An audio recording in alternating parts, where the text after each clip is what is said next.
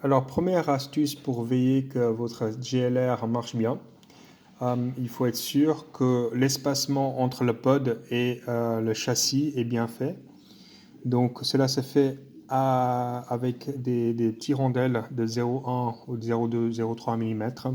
Et puis, il faut mettre la quantité ou l'espacement idéal juste derrière ce rotule afin de bien espacer le rotule par rapport au châssis. Donc, pour commencer, on va juste faire un test sans rondelle.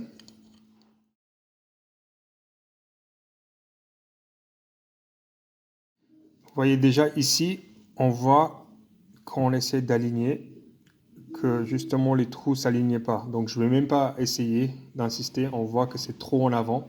Donc on doit ajouter des rondelles entre le rotule et le pod.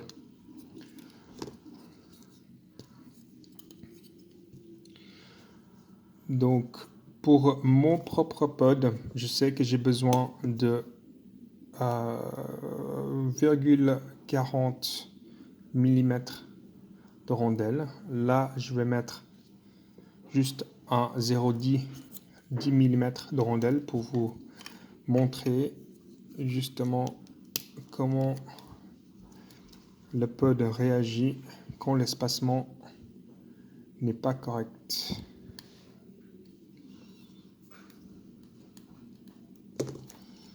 Donc, vous voyez, regardez, en fait, il y a un point dur. C'est difficile à montrer, bien sûr, en vidéo, mais on sent bien que c'est pas fluide. Il y a une point dur quand on fait ce mouvement-là. Donc, justement, ce qu'il faut faire, c'est rajouter des rondelles jusqu'à ce qu'on sent un mouvement super libre et super fluide.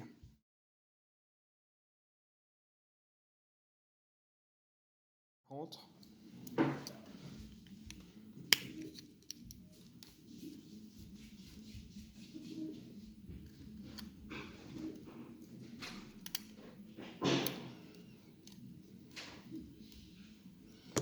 Et puis là, on voit justement le pod est parfait. Alors, prochainement, sur le GLR, ce qu'il faut faire attention, une fois que le pod, partie pod est monté avec les tri-dampers, ce qui est assez important, c'est les dampers de latéraux. Il faut régler les collerettes d'une façon pour qu'il n'y ait pas de précontrainte sur les ressorts. Donc moi, je les règle euh, juste pour que les ressorts soient tenus entre le collerette bleu et puis la butée sur ce côté-là. Donc juste une remarque, c'est des pièces options que j'ai ici. Normalement, sur le kit d'origine du GLR, ils sont en plastique, mais bon, ça ne change pas énormément. C'est le même principe pour le réglage. Donc, vous voyez, je vais juste bouger le pod. Et vous voyez, par exemple, celle-ci là, dès que je bouge, le ressort il bouge. Donc il y a très très peu de précontraintes sur le ressort. Et pareil pour l'autre côté, ici, regardez. Donc voilà. Donc en fait, quand la voiture prend du roulis, quand il prend du roulis comme ça, vous voyez, il n'y a que cet ressort qui influence le roulis de ce côté-là. Il n'y a pas ce côté-là qui pousse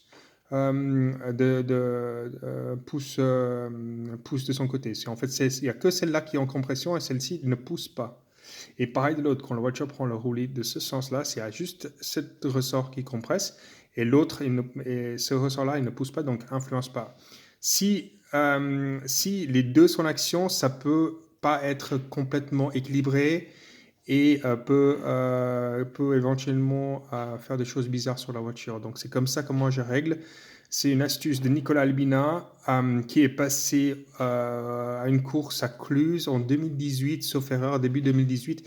Et c'était la première fois que je roulais une GLR à l'époque. Et puis c'est lui qui m'a montré cette astuce et je l'utilise depuis début 2018 et ça marche nickel pour moi. Alors, sur le train avant, ce qu'il faut pas oublier de faire, c'est de bien caler les triangles supérieurs par rapport aux goupilles qui la tiennent. Donc, par exemple, celle-ci, je l'ai calée côté droit, mais le côté gauche ne l'ai pas calé. Je vais vous montrer la différence. Donc, en fait, ça règle aussi en même temps la chasse. qu'on va avoir. Donc ici, j'ai mis une rondelle de 0,10 mm à l'arrière, ici, qui fait que justement le triangle est poussé vers l'arrière, qui donne justement un train avant un peu plus calme à l'initial. Dès qu'on commence à tourner, c'est un peu plus calme, vu qu'il y a plus de carrossage, excuse-moi, vu qu'il y a plus de chasse.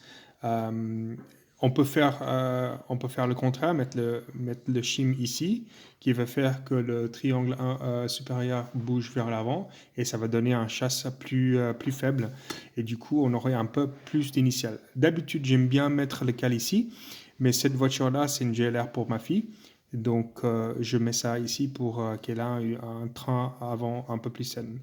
Donc c'est comme ça que je l'ai fait, juste pour vous montrer la différence avant. Donc celle-là c'est bien calé, celle-ci c'est un peu... Vous voyez, il y a du jeu. Donc il faut bien caler ce jeu soit comme ça, soit comme ça.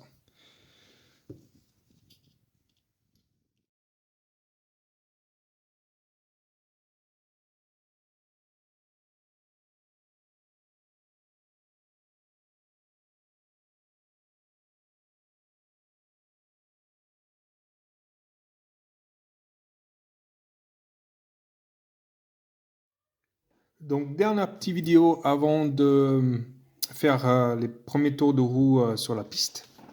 Donc voilà, avec les récepteurs, transpondeurs et accu installés. Ce qu'il faut vraiment, il faut vraiment veiller qu'en fait, il n'y a rien qui gêne les links latéraux, hein. Donc, faites comme ça avec le pod et regardez si l'accu ou les câbles de l'accu gênent ce mouvement-ci. Parce que si ça gêne, ça ne va pas tourner correctement d'une sens. Donc, ça, c'est assez important.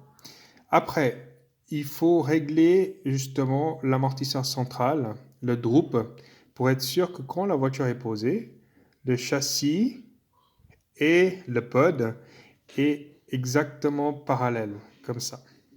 Hein. Donc ça, c'est la voiture, il y a un droop quand on lève la voiture, bien sûr, mais une fois que la voiture est posée, les deux, le châssis et le pod, doivent être parallèles.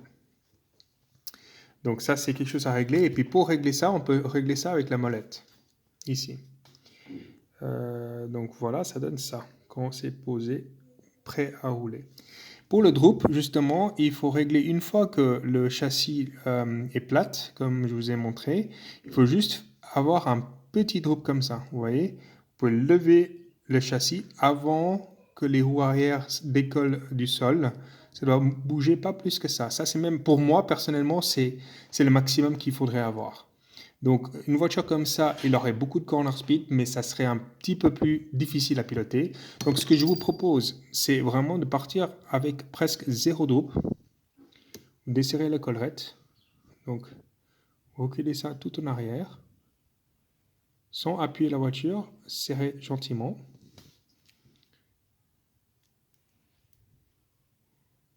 Et voilà. Une fois que maintenant, il y a zéro droop, vous voyez, il y a très peu de droop, voire non, il y a zéro là. Le châssis est plate, comme ça. Là, franchement, la voiture serait très très facile à piloter. Puis le corner speed sera aussi là. Donc je vous propose d'essayer comme ça et voir comment ça joue. À bientôt!